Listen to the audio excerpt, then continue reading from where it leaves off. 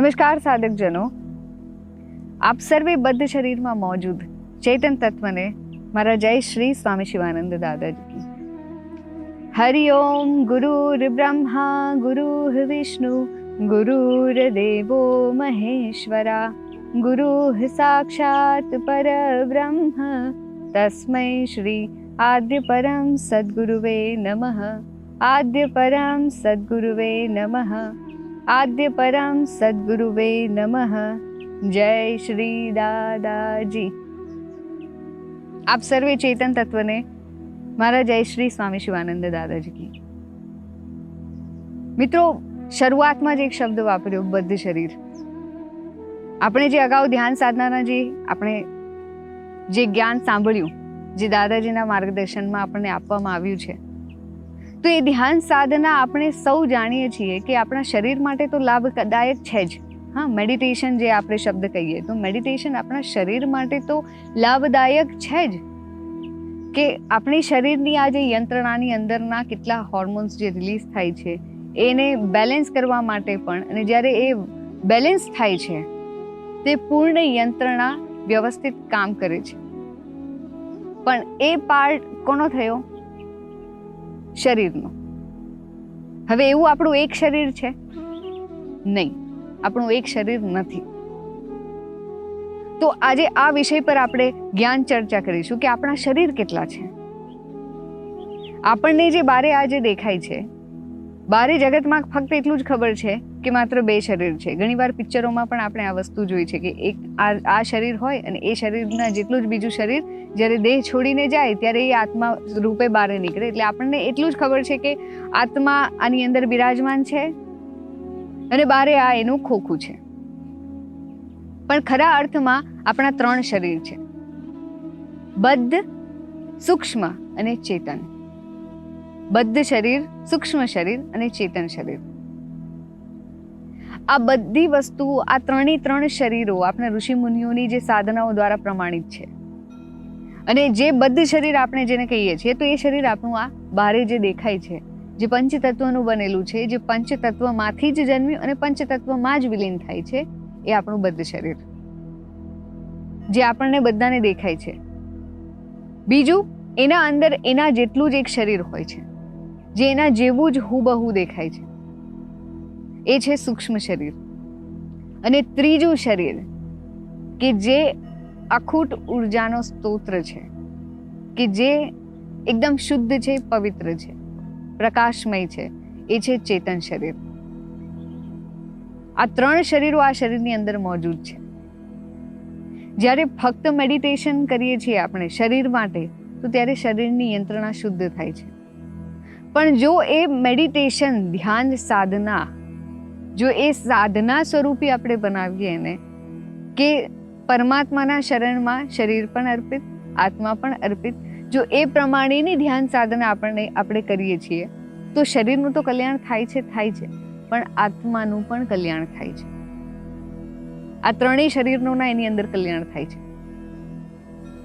આપણે જે દિવ્ય ચેતન શરીરની, આપણે જે ત્રીજું શરીર છે એની જે વાત કરી, તો આ ત્રણેય શરીરો જે છે એકબીજાથી અલગ અલગ છે। એ ત્રણેયની કાર્યપ્રણાલી અલગ અલગ છે। આજે આપણે સમજીશું કે ત્રણેય શરીરનો રોલ શું છે। બદ્ધ શરીરને આપણે જોયું કે આ ત્રણેય પોતપોતાના શરીર હોય છે, પરંતુ આ સંસારમાં સામાન્ય માણસને, આપણે જેમ અગાઉ કીધું એમ, ખાલી બે જ શરીરની ખબર હોય છે કે બે જ શરીર છે। પણ જ્યારે મૃત્યુ પછી આ જે શરીર છે એને આપણે જલાવી દઈએ છીએ, બાળી નાખીએ છીએ, અને એમાંથી બારે પડે છે સૂક્ષ્મ શરીર। જે પણ મનુષ્ય આ ધરતી પર છે તેને મૃત્યુ પછી જ આ સત્ય હકીકત સમજાય છે કે આ શરીરમાં આત્મા રહે છે, તેથી તે ચેતન હોય છે। મર્યા પછી તે વ્યક્તિને સમજાય છે કે હું જીવિત છું, પણ તે બદ્ધ શરીરમાં હતો ત્યારે જ જીવિત હતો। તે જે પણ ગતિમાં જાય છે તે એ સૂક્ષ્મ શરીર જ હોય છે। જ્યારે ધ્યાન સાધના આપણે કરીએ ને, તો ધ્યાન સાધના કરીએ ત્યારે આ ત્રણેય શરીરોમાંથી આ જો તપોબલશાળી ગુરુ છે આપણી પાસે, તો એમની કૃપા દ્રષ્ટિથી, એમની તપોશક્તિથી આ ત્રણેય શરીરોના વિભાજન થઈ શકે છે। અને ત્રણેય શરીરોના વિભાજન જ્યારે થાય તો એ સાધનામાં બદ્ધ શરીર તો અહીંયા જ સાધનામાં બેસે છે, પણ એની અંદર રહેલું સૂક્ષ્મ શરીર એ ઉપર જાય છે. ઉપર જઈને એ બધી યંત્રણા એ સત્ય જાણી શકે છે. એ સત્ય જાણીને પછી પાછું આ બદ્ધ શરીરમાં એ પ્રવેશે છે. અને ચેતન છે એ તો પ્રકાશમય છે. એનું એક ઉદાહરણ જો આપણે સમજીએ તો આદ્ય ગુરુ શંકરાચાર્યજી, એમનું ઉદાહરણ આપણે લઈ શકીએ. એમનો જ્યારે સાધના માર્ગ શરૂ હતો ત્યારે એ રાજાના શરીરમાં પ્રવેશ કર્યો હતો. એમનું એક શરીર તો અહીંયા હતું જ, પણ એમના એ સૂક્ષ્મ શરીરથી રાજાના શરીરમાં એમને પ્રવેશ કર્યો હતો. ત્યારે તેમણે પોતાના શિષ્યોને કહ્યું હતું કે મારું જે શરીર છે બદ્ધ શરીર, એ બદ્ધ શરીરને સાચવવામાં આવે. અને તેઓ સૂક્ષ્મ શરીર દ્વારા બીજા શરીરમાં ગયા. સેમ આવી જ યંત્રણા સાંઈ બાબાના કેસમાં પણ થઈ હતી કે સાંઈ બાબા 3 દિવસ સુધી શરીર છોડીને બહાર ગયા હતા અને પછી પાછા ફરી શરીરમાં એ પ્રવેશ કર્યા હતા. સ્વયં શ્રી કૃષ્ણ અને અર્જુનની કહાનીમાં, મહાભારતની કથામાં આપણે આ જો આ વસ્તુ શીખીએ તો એમને અર્જુન અને એમના ભાઈઓને સ્વર્ગની જ્યારે યાત્રા પર લઈ ગયા હતા ત્યારે તેમણે સુભદ્રાજીને કહ્યું હતું કે એમના શરીરોનું ધ્યાન રાખજો, કારણ કે એમની કૃપાથી, તપોબલશાલી ગુરુની કૃપાથી એ શરીર પાછું જાય છે, એ સત્ય જાણીને પાછું આવી શકે છે. શ્રી કૃષ્ણ સ્વયં વિષ્ણુના અવતાર હતા ને, એટલે તેમનું તે દિવ્ય ચેતન શરીર ઉપર વૈકુંઠમાં હતું અને નીચે જે એમનું શરીર હતું એ બદ્ધ શરીર હતું. અને પ્રવાસ કરવા ગયા ત્યારે એ સૂક્ષ્મ શરીરથી પ્રવાસ કરવા માટે નીકળ્યા હતા. સેમ એક ઉદાહરણ લઈએ તો રામેશ્વર લિંગની જ્યારે સ્થાપના શ્રી રામે કરી, તો પ્રભુ શ્રી રામે જ્યારે મહાદેવને આમંત્રણ આપવા માટે ગયા હતા તો એ આ શરીરથી નહોતા ગયા. આ શરીર તો એમનું અહીંયા જ હતું, પણ એમનું સૂક્ષ્મ શરીરથી આમંત્રણ માટે ગયું હતું અને પછી આ યંત્રણા બનાવી. આ ઉદાહરણ માટે છે. તો સવાલ એ થાય કે શું આપણે આ વસ્તુ કરી શકીએ છીએ? તો હા, કરી શકીએ છીએ. જેવા યોગ્ય ગુરુ, તપોબલશાલી ગુરુનું આપણી પાસે માર્ગદર્શન છે તો આપણે આ યંત્રણાનો ભાગ બની શકીએ છીએ. અને એવા જ ઘણા શિષ્યોના હું નામ અને ઉદાહરણ આપી શકું છું, સ્વામી શિવાનંદ દાદાજીના શિષ્યોના, કે કેટલા બધા એવા શિષ્યો છે જે આ યંત્રણાથી જ્ઞાન પ્રાપ્ત કરે છે. આ સાધનાનો ભાગ છે અને એ આ સાધનાઓ કરે છે.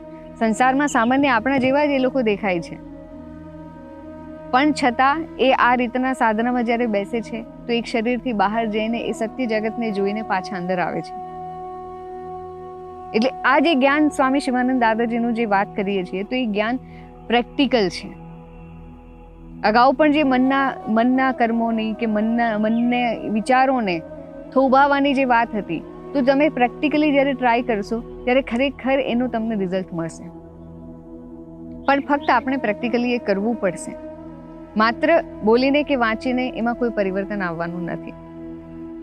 એવું હજી એક આપણા મહર્ષિનું એક ઉદાહરણ જો જોઈએ તો મહર્ષિ વેદવ્યાસજી, આપણા વેદોની જેમણે રચના કરી, જે 4 મહાન વેદો જેમણે આપ્યા, તો એ વેદોની જ્યારે રચના કરી ત્યારે પણ એ જ્ઞાન એમને ક્યાંથી મળ્યું? એ જ્ઞાન એમને એવી જ રીતે પામેલું.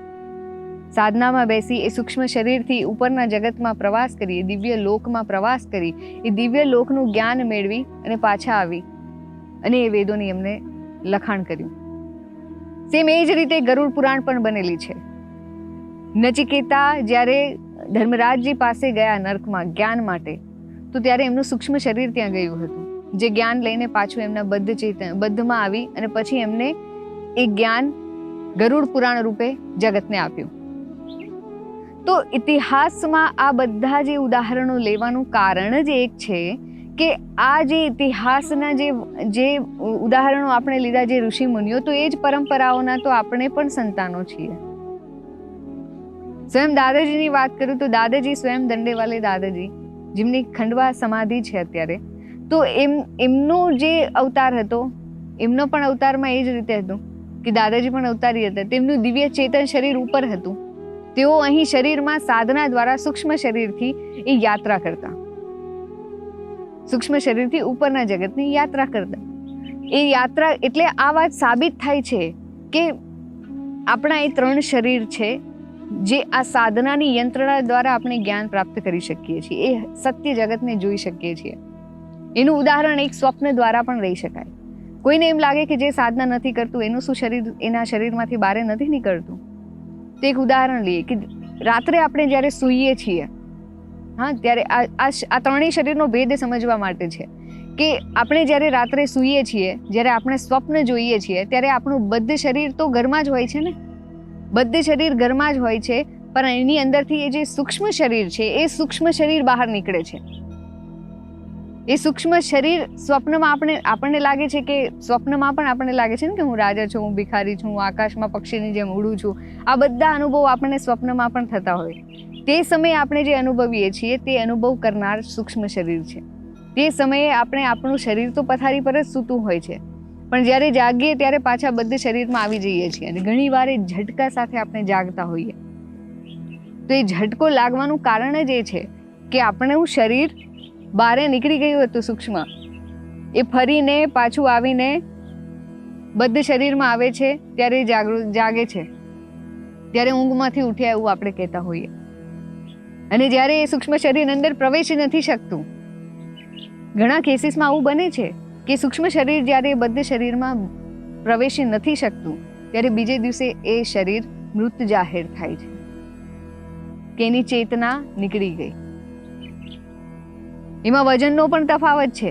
વિજ્ઞાનની દ્રષ્ટિએ પણ તો જો તમે જુઓ તો બદ્ધ શરીરનું વજન હોય છે. આપણી જેટલી બોડી છે તેટલું જ વજન હોય છે, પરંતુ સૂક્ષ્મ શરીરનું વજન શું હોય કોઈ કહી શકે?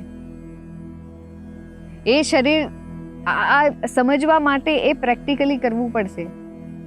તમે જો એને શૂન્ય સમજીએ તો પણ ચાલે, એનું વજન હોતું નથી, પણ અમુક ટાઈમે એનું વજન માઇક્રોગ્રામ્સમાં હોય છે. પણ એ આવડત આપણી અંદર નથી કે આપણે એનું વજન માપી શકીએ. જો કોઈ અવતારી છે જે ત્યાં સુધી પહોંચેલું છે, આ સાધનાનો માસ્ટર છે, એ જ આ વસ્તુ કરી શકે. જે સ્વામી શિવાનંદ દાદાજી દ્વારા અમને જ્ઞાન પ્રાપ્ત થયું. અને માત્ર જ્ઞાન પ્રાપ્ત નહીં થયું, એ પ્રેક્ટિકલી એ યંત્રણાના ભાગ પણ બને, એ પ્રેક્ટિકલી એ કરતા પણ આવડ્યું કે બદ્ધ આત્મા હોવાને કારણે એનું થોડું વજન આપણને મહેસૂસ થાય છે, પણ એ સૂક્ષ્મ શરીર એ એટલું વજનદાર હોતું નથી, એમાં કોઈ વજન નથી હોતું. પણ એ વૈજ્ઞાનિક ભાષા થઈ, એ વૈજ્ઞાનિક વસ્તુઓ થઈ. ટૂંકમાં નિષ્કર્ષ એટલો જ કે જે શરીર નોકરી ધંધો કે આ બધું કરવા જાય છે, દેખાય છે, આ બદ્ધ શરીર છે. સ્વપ્નમાં જે કંઈ પણ આપણને જે મૃત્યુ પછી જે નીકળે છે તે સૂક્ષ્મ શરીર છે. મૃત્યુ બાદ જે નીકળી જાય છે, અને સ્વર્ગની નર્કની જે સજાઓ છે, જે સજાઓ આપણે નર્કની સજાઓ જે સાંભળી છે ને કે નર્કમાં આ રીતના સજા થાય, તો કયા શરીરને સજા થતી હશે આમાંથી? તો એ સૂક્ષ્મ શરીરને સજા થાય. જે અવતારી પુરુષો છે હંમેશા એના શરીરો ઉપર રહેતા હોય છે. જે ભક્તો જે હોય છે, જે સાધના કરે છે, આપણા ઘણા ઋષિ મુનિઓ છે જે આજે પણ હિમાલયમાં એ યાત્રાઓ કરે છે, એ હિમાલયમાં બેસીને એ સાધના કરે છે. તે હજારો વર્ષો સુધી કેવી રીતના જીવિત રહેતા હશે? શું એનું રહસ્ય ખબર છે? ન ખાવું, ન પીવું, ન કાંઈ નહીં, તો એ કેવી રીતના જીવિત રહેતા હશે? એ જવાબ સ્વામી શિવાનંદ દાદાજીની સાધના બાદ મળ્યો કે જ્યારે પણ જ્યારે એ શરીરો જ્યારે ધ્યાન સાધનામાં બેસે છે ને, ત્યારે જો ગુરુની શક્તિ હોય, એમની કૃપા શક્તિ હોય, એમની તપો શક્તિ મળે, તો સાધક સીધો બ્રહ્મરંધ્રમાં જઈને બેસે છે, શિખાના સ્થાન પર. કે જે અગાઉ પણ આપણે 10 દ્વારની જ્યારે વાત કરી શરીરની યંત્રણાની, કે જે બ્રહ્મરંધ્રથી આપણે જે શિખાનું સ્થાન છે, એ શિખાના સ્થાન પર જ્યારે બેસે છે તો ત્યાં ઉર્ધ્વગામી પ્રવાસ થાય, અને એ શરીર ઉપરથી બ્રહ્મરંધ્રથી જ બહાર નીકળીને એ જગતનો પ્રવાસ કરીને જોવે છે, એનું સત્ય જાણે છે. પણ જ્યારે સાધક કે કોઈ પણ મનુષ્ય કે કોઈ પણ યોની જ્યારે આ બ્રહ્મરંધ્રથી લઈને નીચેના જે 9 દ્વારથી જ્યારે બહાર પડે છે, ત્યારે એની અધોગતિ એટલે કે એનો અધોગતિ તરફ એનું પ્રયાણ થાય છે. અને જોજો, માયાનો પ્રભાવ હંમેશા એ બધો આપણા નીચેના દ્વારો ઉપર જ છે. જે આપણી સ્વાદેન્દ્રિય છે, કર્મેન્દ્રિય છે, બધી અહીંયાથી નીચે છે, જે માત્ર આપણને શરીરની રચના તરફ વધારે ખેંચીને જતી હોય, માત્ર શરીરના કાર્યો માટે વધારે ખેંચીને જતી હોય. તો એ જે સાધકો છે જે હજારો વર્ષોથી ત્યાં હિમાલયમાં સાધના કરે છે, ઘણા એવા આપણે કુંભ મેળામાં પણ ઘણા જોઈએ છીએ કે ઘણા સાધકો એવા છે કે જેની પાંપણો પણ નીચે જમીન પર અડી ગઈ છે, જેને શરીર તરફ કોઈ ધ્યાન નથી, એમનું ધ્યાન છે ફક્ત એ પરમાત્માના દર્શન તરફ, એમના સ્વસ્વરૂપના દર્શન તરફ. તો એવી સાધના કરનારા લોકો હજારો વર્ષોથી જીવિત છે. તે જીવિત છે એનું કારણ જ એ છે કે સાધના વખતે એ નવદ્વારનો નહીં પણ ઉર્ધ્વગામી શિખાના દ્વાર પર જઈને બેસે છે, શિખાના સ્થાન પર જઈને બેસે છે એમની આત્મા. અને ત્યારે એ ત્યાંથી એ દિવ્ય જગતના દર્શન કરે છે, પરમાત્માના દર્શન કરવાનો પ્રયાસ કરે છે. અને આ જ સાધના આદ્ય પરમ સદગુરુ સ્વામી શિવાનંદ દાદાજી એમના શિષ્યોને પ્રેક્ટિકલી કરીને શીખવાડે છે કે ઉપરનું જગત શું છે, સત્ય જગત શું છે, તો આ સાધના દ્વારા જાણી શકાય. એટલે મેડિટેશનનો પાર્ટ માત્ર ને માત્ર આ પંચતત્વના શરીર માટે નથી. મેડિટેશનને જો સાધના બનાવી દેવામાં આવે, ધ્યાન સાધના બનાવી દેવામાં આવે અને એ પદ્ધતિથી કરવામાં આવે તો ખરેખર એ દિવ્ય જગતના એ સાચા રામના દર્શન આપણે કરી શકીએ છીએ, આત્મા રામના પણ દર્શન કરી શકીએ છીએ. અને એ આત્મા રામ જે આદ્ય પરમ શક્તિમાંથી છૂટો પડ્યો છે, જે આદ્ય દાદાજીમાંથી એ છૂટો પડ્યો છે, એમના પણ દર્શન પામી શકે છે. અને જ્યારે સત્ય સમજાઈ ગયું તો પછી આ જે શરીરની જે ભાગદોડ છે એ જ મટી જશે અને પરમાત્માની શરણ માટે જે હંમેશા ખલશે. એટલે આપ પણ આવી ધ્યાન સાધનાનો માર્ગ પસંદ કરો અને એ પરમ શક્તિના દર્શન પામો. જય શ્રી સ્વામી શિવાનંદ દાદાજી.